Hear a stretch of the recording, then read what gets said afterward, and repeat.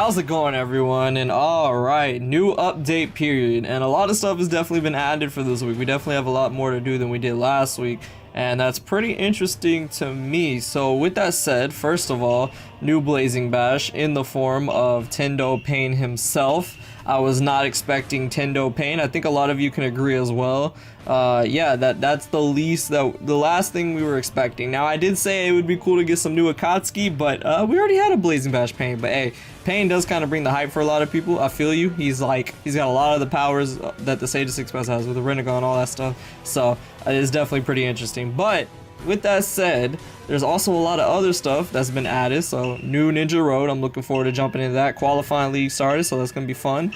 No new missions, but we do have, although we didn't get a dual banner, which I do feel like kind of sucks because I really want the hype to be for the PvP people, you also get a free daily Blazing Bash multi summon. Yes, okay, we finally got some free multis. Let's go. And it's till the 19th, so that is a while from now. That really is a while. That's about a week. So yeah, that's pretty cool. And what I think they did a really good job of is they actually added really good units as well, like Shisui and Sasuke, Naruto, Tobirama, Kaguya. They're all in this. Even Nagato and Pain. They literally added the unit that's featured right now. I don't think Blazing's ever done something like that. That's one of the things I said I wanted them to do. Because that's something that a lot of other games does. Tribes does that, and it's only been out for like 2 months. So this is pretty cool. So if you don't get Pain from this over here, then you have a really solid chance of getting him for free. I've actually seen some people on Twitter, and if you guys pull him or whatever, go ahead and tag me with your free dailies. We'll talk about that in my later video today where I do my free daily. But yeah, that's pretty dope that you can actually pull the featured unit for free. So if you want, what you might want to do, if you want to get an answer out the way right now, you might want to summon on this every day and then summon on this, because this is going to last longer than this will. Of course, if the hype is getting to you and you've saved your pearls, go ahead and jump into it by all means. But we will look at it again in a second more in depth. But I'm just saying, like, because what if you pull him from this and then you had already spent like all your pearls on a rotation, you know what I'm saying? So like, I feel like it's smart to at least wait, but again, it's part of the hype, you know, you can do them together. It is what it is. I'm just saying that's what I would do, but then again, PvP isn't what I'm as hyped for. So all right, take a look at the banner. It's pretty standard. It's really good. I like when they have the level 3. I know a lot of people don't like that because it's a way bigger pool, but I kind of like that because sometimes they put units that are just crappy on there, and I'd rather have a chance, as small as it is, to get something else. And with the fact that fake golds are out, this pool is smaller, so that is good. But it's ultimate Blazing Bash guaranteed, so that doesn't affect it anyway. But I actually like that more. I know a lot of people don't. Rates up. I really wish they would not have had Killer B on here. I don't know why they keep adding Killer B. Nobody likes Killer B. He's a very bad unit because he just does damage against his own typing. So nobody likes him. Hinata, I can't really say much on that because that's my waifu. I love Blazing Bash Hinata. She's the only Blazing Bash unit that I actually almost have max duped just by pulling dupes of her alone. Like, no acquisition stones. I literally have her almost max duped. When I summoned on her banner because she was waifu, I got so many copies of her. I got like 3 to 4 copies of her, so she definitely loved me. And with that said too, like, she's a good unit, man. Like, a lot of people sleep on Hinata. Like, she doesn't have a mobilization resistance to my knowledge. It's been a while, but she's really good at tanking. Like, I've had Kage leagues where the only reason I got through was because I had her and Sage of Six Pass Madara, 2 tanks. They can literally eat up ults like nothing.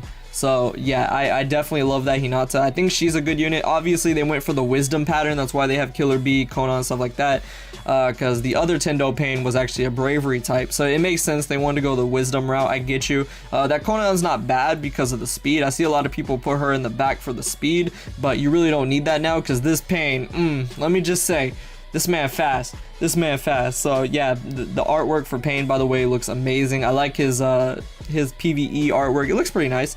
It does, but oh boy, the PvP, that is where it's at, bro. They knocked it out the park. They're getting a lot better with the artworks for PvP, because honestly, like, you can say that with a fact, like, for a fact, that PvE Blazing Festival artwork's a lot better. I mean, it just, the way they do it looks like they just hand painted it, and it just looks so much better. But this looks amazing.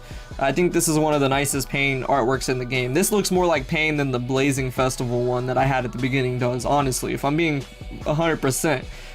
this one actually looks more true to Tendo. So right out the bat, nullifies immobilization. That's great. That's already good. No jutsu ceiling, but I'm assuming sync skill, right? Yeah, sync with the Katsuki. That's not too hard nowadays. You got 5 Kage League Toby to work with. Again, Konan. There's a lot of units you could actually use there. I'm surprised he only has 2 for right here, just because it's a well, I was just thinking for Golden Week they would have went big, but sync with wisdom, boost attack. Okay, fair enough.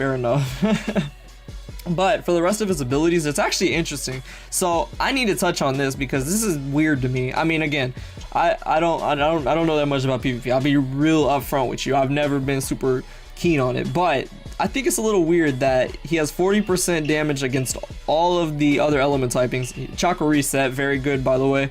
But then when you look at his PvE version, he has so many better abilities for PvP. I don't know if that's just me. I mean, this is good for damage. I think they wanted to make this man for damage, but he definitely does a lot more. So first of all, 357 off the top. He'll have 387 if you max pill him. 59k health. Jesus, man. Okay, so a lot of health. I mean, it is pain. They always give the Renegon users a lot of high health, obviously, so that makes sense. And for his first jutsu, man, I'm glad they didn't just recycle it as well. It's pretty cool. So for this, not that much damage, but again, you're gonna have the element affinity to everything, so I think that's actually pretty good. And on top of that, knocking them back, 75% chance of chakra recovery ceiling for 4 turns, which is good. A lot of units do have protection nowadays, but not all of them, so that's still good. Reduces their chakra gauge by 3, amazing. It is single target, which is good because this is a lot. And rolls back their speed gauge. So if you get hit by Tendo Pain, you're screwed either way, because this man is going to steal chakra regardless. There's still no protection against losing chakra, and there's no protection against going back. So yeah, this man's really good just for that alone. But it is single target. They did balance him. If they would have made this AoE, it would have been over. Nobody would have been safe. Now for the ultimate, removes perfect dodge and barrier for 1 enemy on screen. Okay, so this one is pretty much a damage jutsu. Again, it's single target, but 90% chance of immobilization. Again, a lot of people have 100% immobilization on their team. So again, I think that's just damage, and I'm glad they made it single target, honestly, if I'm being real with you, because there's so many 3-6 chakra ults running around that hit the whole map. So I'm kind of happy with this. And especially with these damage boosts, it's kind of like a Final Valley Sasuke situation right there. So he's definitely going to be smacking. I think they just wanted this man to be damaged, but he definitely does more than that. So don't get me wrong, he does more than damage, but I think that's also what they were guaranteeing, because again, like I said, a lot of units have chakra recovery and immobilization protection, but there is no protecting from those other 2 effects. If you get hit by that, you're out of commission. And especially if someone else comes in like Killer B and he switch seals you, that unit's screwed for the rest of the game, because they're gonna have no chakra, they're gonna be reduced, and they would be switch sealed.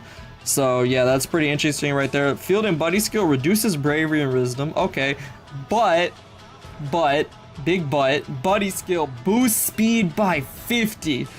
Bro, this man, he's the ultimate buddy skill. You don't need Konan anymore. You don't need anybody anymore other than this man right here. 50 speed. That is insane. That's pretty much what a boost from the special effect usually is. So that's insane. That alone is a good reason to summon from. I'm going to tell you right now, you should summon for this man if you're in a PvP. I mean, this is pretty much, for all intents and purposes, the Golden Week PvP unit, I'm assuming. It's a shame we didn't get a dual blazing bash, but hey, this is still pretty cool. I think a lot of people are still happy with this, so I would say go ahead and summon. But let's look at these jutsu first, because I haven't seen them yet. So let's go ahead. I wanted to wait for a video. I'm assuming it's not going to be a copy and paste, because I don't know what fire arrowhead is. Oh, okay, so it's that one. Okay. It's a little basic, but again, it's single target, so I guess so. That's fine. Let's go ahead and look at the Divine Paper Mars. That one sounds interesting, so I'm guessing Konan's going to jump in, right? Yeah. Okay, so this one's more like a combination. Alright, that's pretty dope. Yeah, that's dope. Alright, that's nice. That's nice. I like that. I like when they do jutsu like that. They're getting more creative. Like, a lot of people don't cut them slack, but you gotta realize, for years now, they've been using Ninja Storm 4 ultimates, recycling them over and over. At least it's something new, you know what I'm saying? It's not too flashy, but we've already had so many pains in the game. Why copy that, you know? At least it's something new. I like that. I actually do like that. I wish what they would have done, though, is for the first jutsu, maybe they would have done that one where all 6 paths jump on someone, but I think we've already had that as well, so. Alright, one more thing I want to look at, because again, I think this is weird. Now, I'm probably going to get a lot of comments about it. They're going to be like, bro, you're stupid. This is still better. But again, I just think it's weird. I just want to call it out. So, tell me why the PvE version gets all this stuff. Substitution and damage reduction can be applied to PvE, so that's pretty good. Chakra, that's again PvE. But what about this? Attack boost when the health drop. I mean, it is 75% or less. So yeah, for PvP that wouldn't really, well, yeah, for PvP that would be better, because on PvE, if your health gets that low, I don't think that this man's gonna bail you out of trouble necessarily. I don't know, I just think it's weird. Like, I feel like this should have been the last ability they gave him, because 3-6, he doesn't really need a chakra reset. Like, he'll probably be fine. Getting ultra combos is not hard. So I feel like, yeah, this should have been on the PvP version. The rest, yeah, I guess you could say that that fits. It is what it is, but nobody's gonna really be using him for PvE, I don't think, unless it's under 28. That's actually really good for an under 28 team, and because he's Blazing Bash, of course he'll be under 28. But yeah, that's pretty much it. He has health recovery ceiling, that's the only thing of note, but I just think that's weird. I feel like they should have put that on PvP, but hey, that's just my take. This man's really good. I wouldn't say he's broken, just because it's nothing new that we haven't seen, but he is definitely really good. The speed, okay, one thing that's for sure you could say is broken then is the speed. That 50 extra speed, that's gonna help a lot. That's gonna help a lot. If you put that underneath Shisui, whew, that man's gonna be super fast. So yeah, that's gonna take care of it. That's my thoughts. If you want to go ahead and summon for the Blazing Bash Pain, I don't see why you shouldn't, but again, I would just say, you know, do your free summons,